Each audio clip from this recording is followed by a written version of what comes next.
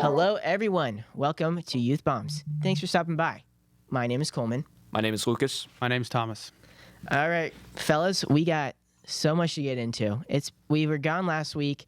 The world went crazy, as it usually does, and now we're back in the pod to deliver it to you straight, all right? So, ladies and gentlemen, everyone's going crazy over Epstein. Can one of you explain it for me, as if I had no idea what's going on?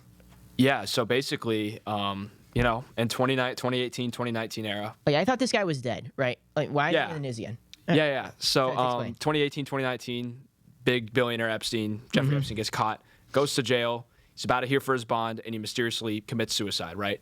His partner in crime, Ghislaine Maxwell, who helped, do this this corruption ring, this sex ring, basically was put in jail. She was caught. And we've just been everyone's been trying to piece together what happened on that island and who was involved. And a lot of high-profile people were really good friends with Epstein. A lot of high-profile people went to his island. And basically, we've just been waiting for someone to come along and release the files and say what's happened and actually do an investigation before the files just, get stowed away somewhere in New York. But basically, the whole issue is Trump was campaigning on, we're going to be transparent. We're going to, release the 9/11 files, MLK files, JFK files, maybe the Epstein files too. And Pam Bondi in the last 8 months has been saying there are thousands of videos. The files are on my desk. And we also have Kash Patel saying, if there's a video somewhere, I would definitely go up to that guy and prosecute him for sure. There would be action. There would be more investigation. And then recently the FBI and the DOJ basically released a memo saying that Jeffrey Epstein did indeed kill himself and that they're going to close the investigation and there will be no further prosecutions. So basically what happened is 250 to 1,000 victims were all victim to just Jeffrey Epstein, is basically what the memo concluded. So that's why everyone's upset, because it's clearly not the case. All right, and then Tomas, do you have anything else to add on, insofar as context here? Well, yeah, of course, what Lucas said is we Americans, especially conservatives, voted to get these files out. It was not our main issue, but it was one of the big issues, right? Yeah. We wanted transparency. We've been hearing about all this stuff for many years now, and we all want to know what really happened, who is on that list, so we can we can hold him accountable. Yeah. But now we thought that President Trump was going to deliver that to us, and now it's a complete. It's crazy. Like now he says that there's nothing, that there's no list, that we should leave that all in the past, that he's dead now. He expects us to just ride on with that rhetoric. Well, okay, yeah. So I'll give you my. At first, I was a bit confused at first, as everyone was. It's like, what? And sort of when you're on these internet forums, especially X now, and also Truth Social, it's a matter of you sort of develop an echo chamber where it's all these different people go on their podcasts, like JD Vance, Kash Patel, Dan Bongino even, were talking about, oh yeah, well, or Don Jr. We're yeah, why not release the Epstein files? And then I think it's the matter. It's you say that and as if it's that simple, but then it's when you get in office and then you're the FBI and you try to see what you have access to and then what you're privy to, and then just becomes a whole other more complicated conversation. So my take is they overplayed their hand. They overhyped what they thought they would be able to get done, and then they sort of under-delivered, right? And that's what MAGA is upset about. But I think one thing we should get out of the way first is, do we think there's a cover-up? Yes or no? To a degree. I wouldn't say it's Okay. I'd say one thing. I was recently watching this guy named Glenn Beck. I was recently watching his defense. Yeah. I don't know Glenn Beck personally. I just saw Oh, this I know him pretty well, but yeah. Yeah. I don't know really what he believes, but he was saying going through each possibility of what it is. I think it's a mix of things. I think to a degree it's a bit of a cover-up, and I think to a degree there could have been some tampering with the files. Who knows? I mean, they've been sitting in the New York Justice Department for the last 5 years. Yeah. And there's been so much, cloud around who's actually involved and who's this. I think to a degree it is a cover-up just because they've been promoting this for 8 months. The administration's been promoting it for 8 months. They had that photo shoot where it's phase one of the release, and all these, people came up and oh, this is phase one. We're gonna release everything. And I think if Trump just left it at the DOJ and FBI memos, he would have gotten a little bit of backlash. But I think because of the recent statements and the other stuff, it's gotten a lot worse. And, I'm just going to say it, the media is going to come back and bite you when you have your attorney general saying one thing, your FBI you're the head of the FBI saying another thing, and then you have Trump saying something completely different. So, I mean, it's kind of disparaging for his supporters because you're getting so many different messages in an amount of 8 months. Well, really. what comment was like specifically derogatory to his supporters? Well, he said he didn't that people who were upset about the Epstein handling the files being handled by Epstein, about how they weren't being released. He said people who are upset about how that release has been handled are former supporters, and he doesn't want their support on True Social. Well, so that's why people are upset, is because you know. I have my thoughts on that. I'll let you first, Tomas, comment on. Do you think there's a cover up? You were nodding your head yes. Do you care to explain why? Yeah, unfortunately, I do. Okay. I was very confident back in November 2024, and the build up to January 20th, that we were going to get that list. We were going to finally see who are these people, and if those people are part of the people that run our country. So yeah, I definitely believe there's a cover up. Okay. This has led me to maybe think that, I don't know, even if Donald Trump is on the list. Yeah. So yeah, maybe he's trying to cover up for himself. Who knows? You know, Trump is a very, very mysterious guy, you know? He's like, you don't know what's going on inside his head. Maybe it's a cover up. Maybe this is all just like a media buildup for them to just like release the files. Maybe who knows? Maybe they manipulated the files. So who knows? But what I believe right now is, I don't want to believe this, but I do believe it's a cover up, because they had been talking about it for months and probably years, and now that they have the opportunity to do it, they just back off. Okay. So, and then I think both of you're coming from this from, I think, a logical perspective. And I think a lot of the American public, especially Gen Z, are like, I think this is a cover up. I think we were lied to, yada, yada. Now, I think here's what I think where things get really complicated in sort of my perspective. I think they overplayed their hand. I think they over promised but under delivered. Do I think it's a cover up? No. And why I think my perspective is I think the DOJ, they've gotten so far most of what they can get, and I think they're trying to get more. Just like I think there's like one Epstein, I guess, testimony like during a court case they're trying to get, but from my understanding, a lot of what this comes down to is like some of these documents, because like they involve minors and there's like active cases, like they're sealed in courts. So if like civilians can do this if they want to, they can like petition to the courts like, hey, I know they're sealed documents related to these cases, can you please release them? The DOJ could do that too, frankly, but again, that's separate. CIA has purview over a lot of this stuff too, but why? That's up for you and you to decide. You really gonna trust the CIA? Well, look, okay, that's a different conversation. I'm just saying, like, the CIA could also be in charge of disclosure, right? Because I think they do have a lot of purview over this case as a whole, right? So I think it's not just that. My point there is not just the DOJ's burden of proof, if you will. It's also the CIA. And, of course, with the CIA, good luck trying to get, the types of press conferences we're getting with everyone else. Good luck trying to get the truth. I mean, out of the CIA. Yeah, I mean, right, that too. What's so disheartening about the matter is that it's actually from the FBI. I mean, if the CIA is getting involved, that means it's a global thing, and I think it is probably a global thing because you know, there's so many connections to Mossad, there's so many connections to the CIA with Epstein and Ghislaine Maxwell. It's almost like you can't ignore it. So I think it is a really big thing, and I think that's part of the reason why he doesn't want to release it, because it's such a big thing.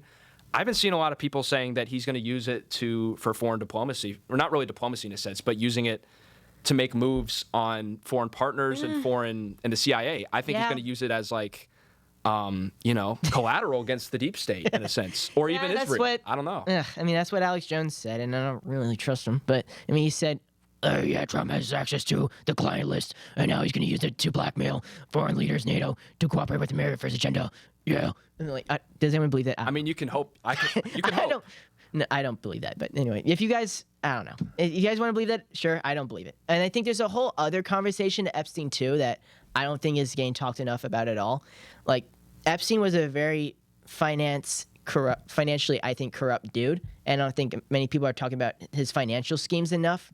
Like, I think I have in front of me, like, the Towers financial Ponzi scheme. I have, like, the opaque wealth management practices.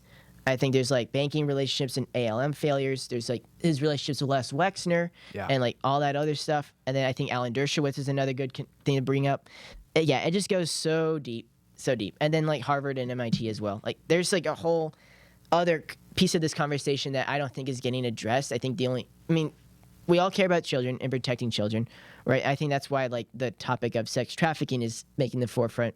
Partially, I also think why the topic of the child abuse is the forefront, because that's the way in which you can pin this possibly against Trump, right? I mean, I think that's at least the way it's like the allegations that are coming out is like, oh, Trump's a pedophile, yada yada. But yeah, I personally, I can't really see Trump being on the list, but Yeah, I think the way okay. he's handling the files makes him look guilty, first of all, and it makes his cabinet look incompetent. And I'm just gonna Yeah. say that. Mm-hmm. I don't think it's a cover up for him. Yeah, I agree with you. Yeah, yeah. Like I don't really think he's on the list, or probably any family members or close members. I think he's trying to do that. He's trying to cover up for Israel, for members boy. of the Yeah. Israeli government, members of the Mossad. Who knows? I think he's like best friends with Netanyahu. Yeah, that I disagree with. Yes, him and Netanyahu are very close together and work together probably way more closely than previous administrations, in my opinion. And especially since Biden. Biden basically ghosted the entire global atmosphere. Yeah, Biden wanted to be friends with everyone. Yeah, but like now, so I don't think Mossad's related to this case, but I see why. That's also another narrative that's being put out there in theory. I guess all of this is allegedly, by the way, guys. Especially what I said about Epstein's finances. That's alleged until I find proof later. But because I'm the arbiter of truth, okay, guys. I'm being sarcastic. Well, I mean, if Mossad is, then I'd say CIA is too, because they're Yeah. Mossad is They a work sister of very the CIA. close. Yeah, I mean, they're yes, very and they close. have to. They have to work closely together. Maybe if some people on the internet think, oh, they have to blackmail all the world's politicians, that's why they have to work together. But on the surface, the reason, at least what I've been looking to recently, the reason why they have to share intelligence and work together is because they're both trying to deter terrorism, like specifically from like Iran and like, and a lot of the problems is like if Israel, the deterrent to like this terrorism and like nuclear development in the Middle East is like lost, then well, you get a lot of problems later, with like trade and whatnot. But that's a different topic. So I think we've hit this hard enough. Anything else we want to say on Epstein before we move on? Because I'm kind of like I have fatigue over the topic personally. Yeah. I'm kind of like let's just focus on like prosecuting and deporting, say like pedophiles that are alive and in America and came here illegally during the previous administration and beyond. But I don't know. What do you guys think? I'd say deport all the people on the Epstein client list too, man. Yeah, I mean, okay. I'd say deport anyone who's like that. right. I mean, you've seen it happen before with, I'm pretty sure it was a British immigrant who was naturalized. I think the Department of Justice a couple years ago took away her citizenship for being I think she was a pedophile. I'm not sure, something along those lines. But yeah, I think we should be doing that with people here. I think that's one good thing about the FBI is that they are able to do their job better in that aspect, but not with the Epstein files. Okay. Yeah. Thomas, closing thoughts, and then we'll move on. Yeah, the current pedophiles, lock them up. But we want that list. Okay. We deserve that list. The families of the people that were affected by these inhumane, inhumane behavior deserve the list. They deserve the truth. The world and America deserves the truth. Yeah. Yeah. Okay, cool. Now, I think transitioning, we sort of brought up Israel, but I think it's worth, sort of digging into that topic a bit deeper because I think that's another thing, especially Gen Z cares about, both on the left and the right, ironically enough. Because I see that's where they're converging. They're converging on animosity towards Israel for some reason. Why do you think that is? I don't know. I think it's because like as people in Gen Z, I'm not going to say it's all social media, but a lot of social media has been, freeing up the bounds of free speech and freeing up what people can say, and you're starting to get a lot more fringe left and fringe right opinions. Yeah. And people are starting to actually assess what a valid opinion is on the subject. And I think a lot of people are just questioning why we're sending so much money to these people, why we're sending money anywhere to begin with. But, I mean, if you look at it, Israel's one of the biggest receivers of our money. And even Marjorie Taylor Greene said, why are we sending them $3.8 billion a year? Why are we doing that? And then you get other things like when she puts up an amendment to cut $500 million for missile funding, they already have tons of missiles. They have tons of nukes. Yeah. But the proposal gets voted 422 to 6 and against it. So you have like Oh, yeah. almost, it's almost crazy how even the people in Congress are converging on support for Israel. Yeah. And how the people who aren't in Congress are converging against Israel. Yeah. So, I mean, there's a lot of stuff like that Well, that just doesn't really make any sense. You got to see who's funded by AIPAC. Are That's it. congressmen or the people of America? Yeah. I think there's a lot of questions. So, for the because- audience, yeah. what is APAC? Like, explain to the audience what APAC is. AIPAC is like a lobbyist group that lobbies in favor, they say, in favor of the U.S.-Israel relationship, right? But what we've been seeing lately, I don't know if you guys saw the Tucker Carlson hosting Ted Cruz. Yeah, I saw it. And the floods in Texas had just happened. Yes. What, 2 days before that? Yeah, and I think Ted Cruz pretty much neglected his duties again. Yeah, and for that's natural the disaster. state he represents. Yes, And exactly. He was instead lobbying for more money to be sent to Israel when people from his state were dying. Kids were dying. Yeah, people that's a were left disgrace. with no homes, no foods, no shelter. But no, his focus was people from other countries. Like, I'm not against having relationships, good relationships with other countries. I believe that Israel is a very strategic partner in some aspects, but we voted for America first, right? Correct. Yes. We want America to be put first before anything else. We need our diplomatic relationships. We need our friends. Israel is our friend. Good. But America and the American people always come first. Yes. And another thing is, not a lot of people talk about this, but, you know, there was all this questioning of why we're sending money to Ukraine a couple months ago. And it was like everyone was thinking, oh, should No, we be wait, sending? well, hold on. Was it money or was it? I saw something different where it's like we're selling weapons to Ukraine. Like we're not giving them money, but it's like, hey, we. Yeah, but that's not what it was like before This is- Trump came in. I'm saying immediately. Yeah. Trump was all on board to give money to Israel, but not all on board to give straight up money to Ukraine. Okay, yeah, So I there was a questioning of should we support Ukraine, but there was never no questioning of should we support Israel. So Okay. I think that's kind of something to consider. Okay. Let's see. What else? What else could we see here? I mean, my thoughts are. I think a lot of like the. I'm like I have trouble. I guess maybe I'm like anti. I guess I have trouble getting outraged over this sort of stuff and like emotionally attached to it. But like I understand like why a lot of our generation is sort of suddenly like becoming upset. Like, and I would say like you could definitely make a case for like a Gazan humanitarian crisis. Like we could argue, oh, there's over. I just touched the mic. Oh no, like over 300 Palestinians were killed in like 2 days. We can talk about, I guess there's like shrapnel that hit a church and then killed 3 Christians recently for Israel. Do you have a comment? I really like what you said about our generation specifically getting very into this specific topic. Yeah. And I believe there's an answer to that. Really? I don't know if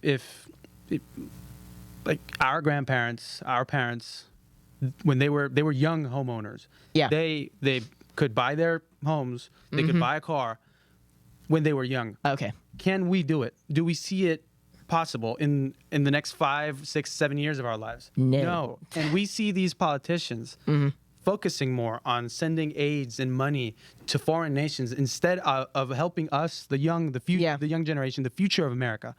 So that's where we, the Gen Z, I believe, which is something that we need for our future, which is to come again together Yeah. as a nation. Maybe that will unite us.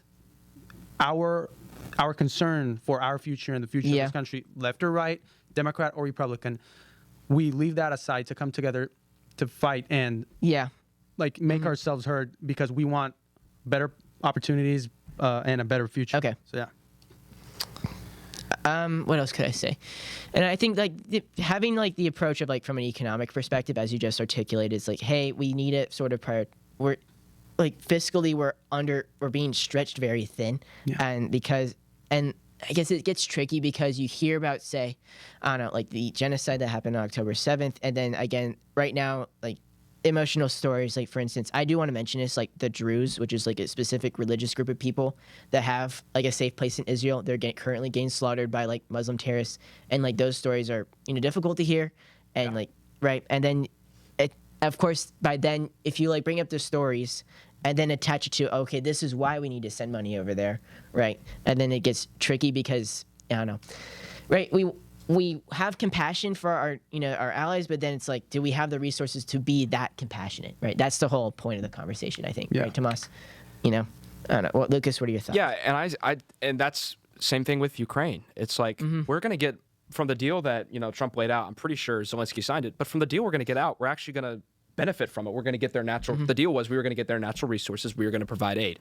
So that makes total sense to to help them, because we're not giving them straight up money. We're giving them resources. Okay. And we can get a return on that resource with all the minerals that they have, uranium, all the other rare earth minerals that they have. Yeah. The thing with Israel is we've been giving them money for a long time, and we're starting to go insolvent. And then you also have all these Congress members just giving more money to them without any consequence at all. I see. Yeah, so I think I'm going to pivot away from the conversation. I think a lot of what we have to do is just wait and see how the story develops. But I think like the ways you articulate, you guys are coming at this from a logical perspective, and I think that I respect your opinions.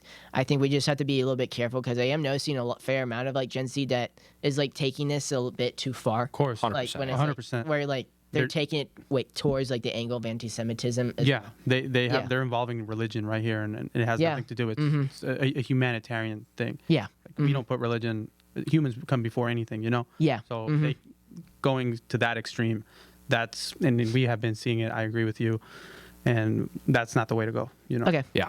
Now I want to talk about one good news story is that we got more stuff out of the Russiagate scandal. We got declassified documents, and then I think the DNI of Tulsi Gabbard is now, I think she's recommending, prosecution for the people involved in it, which is like great. I think that's great news. Yeah. Now, I guess I can explain it too, but do one of you want to explain what this whole Russiagate thing is?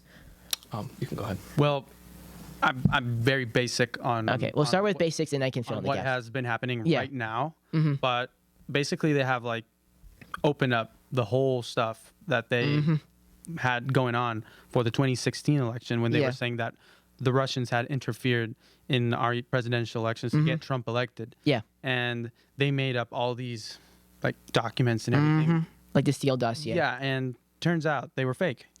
Yeah. Turns out none of that was true. The Russian interference was fake, and now they're going to let's hope so. They're going to be charged with any charges, legal charges that they deserve. I hope we deserve a public trial on the matter. And then I think for the audience, here's the full story. So we have President Trump. He runs in 2016. In order to sort of slow him down, we have, I guess, a few stories released, if you will. One of them was Jeffrey Epstein, and then two, I think after he got elected, and then we were in the lame duck part of the Obama administration, the Russiagate scandal pops up. What the heck is Russiagate?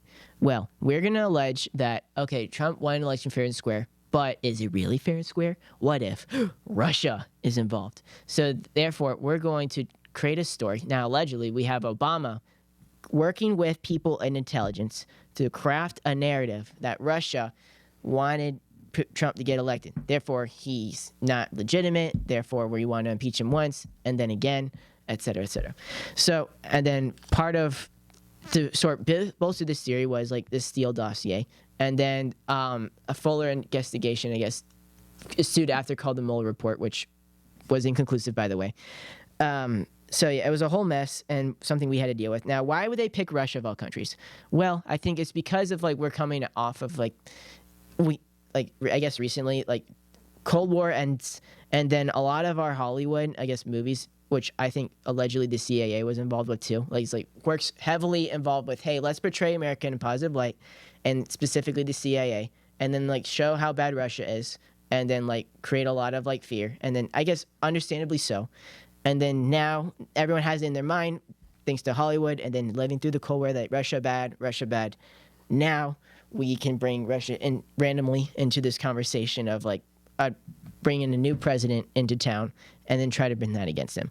So I'm liking the fact that we're finally starting to bring down the hammer on the people involved with crafting this hoax. Basically, what are you guys' thoughts? I mean, I thought they were fake the whole time, so I'm not really surprised. I'm just surprised they're going after someone finally. I mean, I always thought they were fake. I mean, it doesn't make any sense. Russia's the perfect, country to pick to, claim that they have an asset in our government, because everyone's so deeply everyone deeply has a rivalry with Russia and America just because of the Cold War. I mean, that, and also the space race as well. If you remember that. Yeah. So I don't know. We'll see what comes after that. I hope we start bringing. I remember this just comes after I think the CIA Ratcliffe recommended charges for two other former CIA directors. I think it's John Brennan and then what was the other one? I forget. Comey? Yeah. Yeah. So, I don't know. I mean, it really just depends on. We're recommending people to receive justice, but will they actually? I don't know, ladies and gentlemen. So we'll see. Well, I think we've yapped long enough. You guys, anything else? I have a funny thing. I don't know if you saw Grok's Annie AI feature come out. Oh my gosh! You want to talk about that? I think Grok is. It's interesting. I can't even. But there's another fun thing that happened. I guess you went to the Student Action Summit in Orlando last. Tampa. In Tampa, yeah. So you want to talk a bit about that? Was it fun? What'd you learn? Things like that. It was a great time. It was from Friday to Sunday. Met a lot of people, very important people. I had the chance to listen to one of the most important group of American leaders. We had our Secretary of Defense, Pete Hegseth, there. Yeah, LC and now Gabbard Secretary of War. You got a promotion. But anyway, continue. Yeah, and I met with lots of great people, made new friends, and I'm looking forward to everything that there is to come. Yeah. For the future and for the next turning point events. Yeah. Okay. Oh yeah, and you got an interview at the Epoch Times. Talk about that. Yeah, that was out of nowhere. It was actually an honor for me because I've been reading the Epoch Times for I don't know, probably since I was in the 9th grade. And out of nowhere, I'm just sitting there doing an interview with them, and yeah, we're still waiting for it to be released. Okay. But it was an amazing opportunity to talk about issues that concern me and concern our generation, and not only America but the world. And it was an amazing opportunity. And So what did you talk about during the interview? Well, our basic focus was, we talked about the event, how Gen Z conservatives are starting to show up, something that we thought was not going to happen. I would say probably 4 years ago. We thought that our whole generation was going to go on the liberal side, but like you saw it. We were like 7,000 young people there. I also spoke about communism and socialism and the dangers that we face with that virus that socialism is, because I personally lived it. I know what it is. I know how it feels. So that was a great opportunity to call out socialism and call out one of the candidates for the New York mayoral race. I don't know. Mamdani, right? Yeah. I don't know if you know him. We love him. Yeah, we love him. We love him. Yeah. Wish him the best. Yeah. So, yeah, it was a great chance to put out my own perspective of stuff, and first time, I don't know, probably be heard nationwide. Yeah. Okay, and let us know when it airs. I will. I guess. Also, the shout out people at UF who are making, I guess, TV. We have Emily Sturge, I guess, who graduated. I don't know if you guys knew her, but she recently graduated, and then she got a job, I think, at Fox, right? And she's made a lot of headway on campus reform, like regularly broadcasting was one of the main hostesses. Yeah, that's the right word. On campus reform, and then got a job at Fox. I now gets up at like 3 a.m. to do segments. Wow. Bless her heart. She's doing great. And I think she'll have a really good career. So she came from our university, so shout out to her. Yeah. And I think with that, I'll close out the segment, unless you guys have any other closing thoughts. We're good? Yeah. Cool. Yeah. All right. And with that, thank you all so much for watching the video. If you like what you see, smash the like button. Ding the bell for notifications. Comment, share, whatever. We're on Rumble, and we're on YouTube and Instagram for clips. And if you want to contact us for anything, you love us, you hate us, whatever, youthbombs@electrorepublicans.com. Thank you so much for watching. Have a good day.